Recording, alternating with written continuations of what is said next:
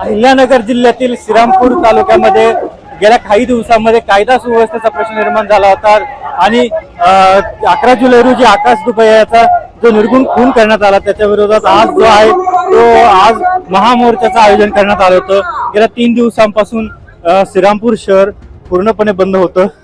आज 4था दिवस आहे आणि आज या 4थ्या दिवसामध्ये सर्व पक्षीय पदाधिकारी असतील, व्यापारी असतील आणि हजारोंच्या संख्येने नागरिक जे आहेत ते रस्त्यावर उतरले असून जे संघटित गुन्हेगार आहेत त्यांच्यावरती मकोका अंतर्गत कारवाई व्हावी अशी जी मागणी आहे ती लावून धरलेली आहे आणि हातामध्ये फुलं घेऊन आणि आकाशचा फोटो घेऊन आकाशला न्याय दिला गेला पाहिजे या अशी भूमिका जी आहे ती आंदोलनकर्त्यांनी घेतली आहे।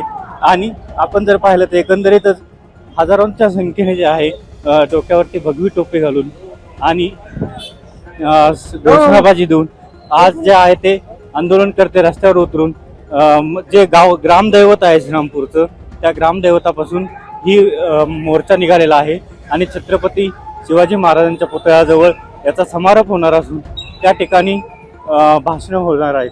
आता सरकार याकडे कसं लक्ष देणार आहे हे पाहणं महत्त्वाचं ठरणार आहे। LS मराठीसाठी अमोल मतकर, श्रीरामपूर, अहिल्यानगर।